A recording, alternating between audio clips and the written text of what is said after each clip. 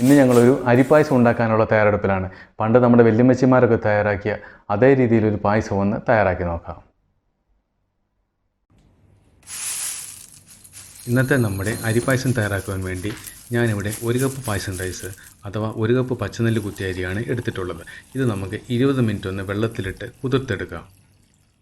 അരിപ്പായസം തയ്യാറാക്കുവാൻ വേണ്ടി ഞാനിവിടെ 250 ഗ്രാം നല്ല ഡാർക്ക് നിറമുള്ള ചക്കരയാണ് എടുത്തിരുന്നത്. അത് 1 കപ്പ് വെള്ളത്തിലിട്ട് തിളപ്പിച്ച് ഉരുക്കിയെടുത്തിട്ടുള്ളതാണ്. അത് നമുക്ക് അരിച്ച് ഉരുളിയിലേക്ക് ഒഴിച്ചു കൊടുക്കാം. തീ കത്തിച്ചതിന് ശേഷം നമ്മൾ എടുത്തു വെച്ചിരുന്ന 1 കപ്പ് പായസം റൈസ് ഇത് 20 മിനിറ്റ് കുതിർത്ത് കഴുകിയെടുത്തിട്ടുള്ളതാണ്. അത് നമുക്ക് ചക്കരയിലേക്ക് ഇട്ട് കൊടുക്കാം. ചക്കരയുടെ ക്വാളിറ്റി അനുസരിച്ച് അതിൻ്റെ അളവിൽ വ്യത്യാസം വരാൻ സാധ്യതയുള്ളത് കൊണ്ട് മധുരം നോക്കിയതിന് ശേഷം മാത്രം ഇതിൻ്റെ അളവ് കൂട്ടുകയോ കുറയ്ക്കുകയോ ചെയ്യുക. 1/2 ടീസ്പൂൺ നെയ്യ് കൂടി നമുക്ക് ഇതിലേക്ക് ഒഴിച്ചു കൊടുക്കാം.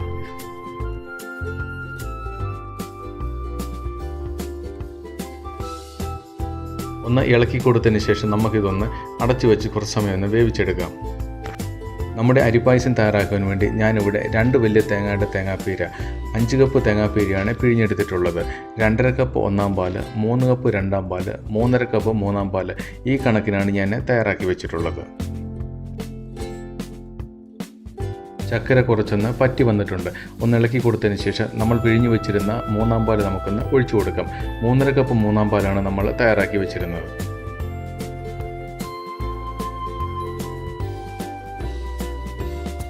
പായസം തയ്യാറാക്കുമ്പോൾ പ്രത്യേകം ശ്രദ്ധിക്കേണ്ടത് ഇടയ്ക്കിടയ്ക്ക് ഇത് ഇളക്കി കൊടുത്തുകൊണ്ടിരിക്കണം. ഇപ്പോൾ മൂന്നാം പാൽ ഒഴിച്ചു കൊടുത്തതിന് ശേഷം കുറച്ച് സമയം കൂടി നമുക്കൊന്ന് അടച്ചു വെച്ച് വേവിക്കാം.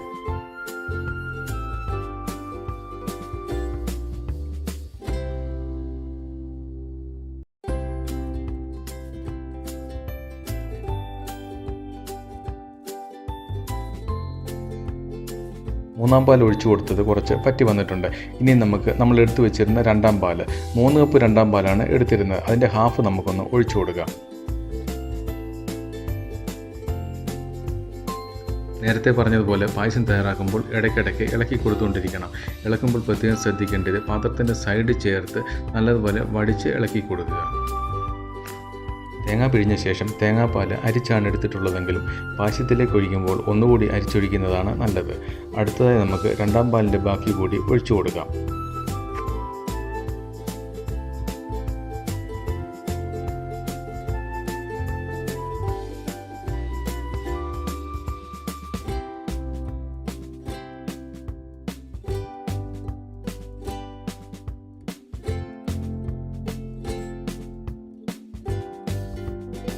അടുത്തതായി പൊടിച്ചു വെച്ചിരുന്ന 1.5 ടീസ്പൂൺ ഏലക്കപ്പൊടിയുണ്ട്. അത് നമുക്കൊന്ന് ഇട്ട് കൊടുക്കാം. അതിനുശേഷം 3/4 ടീസ്പൂൺ ചുക്കുപൊടി കൂടി നമുക്ക് ഇട്ട് കൊടുക്കാം.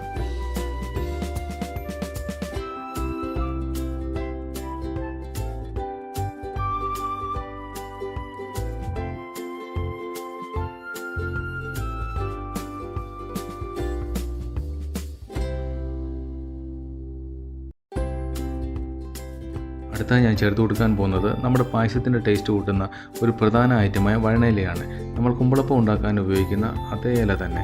സാധാരണയായി ഇത് അരിപ്പായസത്തിന് മാത്രമേ ചേർക്കാറുള്ളൂ. വഴണയില ചേർത്ത് അരിപ്പായസം തയ്യാറാക്കിയാൽ പായസത്തിന് അപാര ടേസ്റ്റ് തന്നെയാണ് ലഭിക്കുന്നത്. നമ്മുടെ പായസത്തിൻ്റെ റൈസ് ഒരു 3/4 വേവായിട്ടുണ്ട്. അടുത്തായി നമ്മൾ എടുത്തു വെച്ചിരുന്ന ഒന്നാം പാലിൻ്റെ ഹാഫ് ഒന്ന് ഒഴിച്ചു കൊടുക്കാം.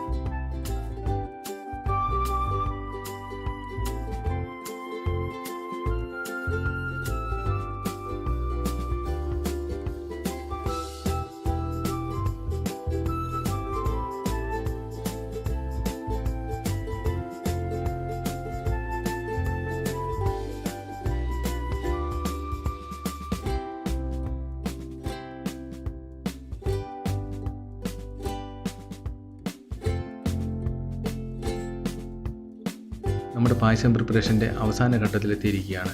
മറ്റൊരടുപ്പിൽ ഒരു തവ വെച്ച് കൊടുത്തിട്ടുണ്ട്. തേങ്ങാക്കൊത്തും കാഷ്യൂവും ഉണക്കമുന്തിരിയും വറുത്തെടുക്കുന്നതിന് വേണ്ടി 2 ടേബിൾ സ്പൂൺ നെയ്യ് ഒന്ന് ഒഴിച്ചു കൊടുക്കാം. ബാക്കി ഒന്നാം പാൽ കൂടി നമുക്ക് ഒഴിച്ചു കൊടുക്കാം.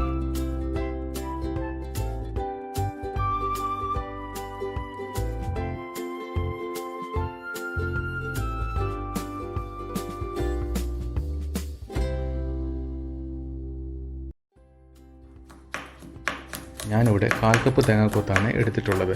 ഇതിൻ്റെ അളവ് വേണമെങ്കിൽ ഇനിയും കൂട്ടാം. ആദ്യം നമുക്ക് തേങ്ങാക്കൊത്ത് നെയ്യിലൊന്ന് ഇട്ട് കൊടുക്കാം. തീരെ ചെറുതായിട്ട് അരിഞ്ഞ വറുത്ത തേങ്ങാക്കൊത്ത് പായസം കഴിക്കുമ്പോൾ ഇതിടയ്ക്കൊന്ന് കടിക്കാൻ കിട്ടണം. അതാണ് അരിപ്പായസത്തിൻ്റെ പ്രത്യേകത. തേങ്ങാക്കൊത്ത് കുറച്ച് ഫ്രൈ ആയി വരുന്നുണ്ട്. അടുത്തായി നമുക്ക് കാഷ്യൂ ഇട്ട് കൊടുക്കാം. കാഷ്യൂവിന് അങ്ങനെ പ്രത്യേകിച്ച് അളവില്ല. അവരവരുടെ ഇഷ്ടമനുസരിച്ച് കൂട്ടുകയോ കുറയ്ക്കുകയോ ചെയ്യാവുന്നതാണ്.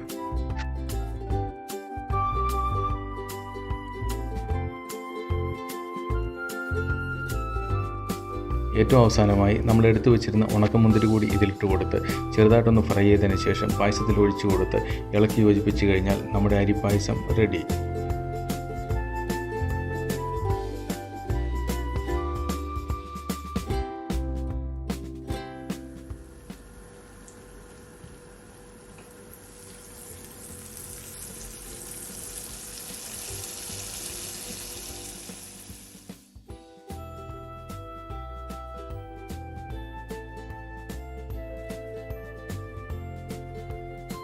തേങ്ങാക്കൊത്ത് വറുത്തതും വഴണയിലേക്ക് ഇട്ട് തയ്യാറാക്കിയ ഇന്നത്തെ നമ്മുടെ അരിപ്പായസത്തിൻ്റെ റെസിപ്പി ഇഷ്ടപ്പെട്ടാൽ ലൈക്ക് ചെയ്യുവാനും മറ്റുള്ളവർക്ക് കൂടി ഷെയർ ചെയ്യുവാനും മറക്കരുത്.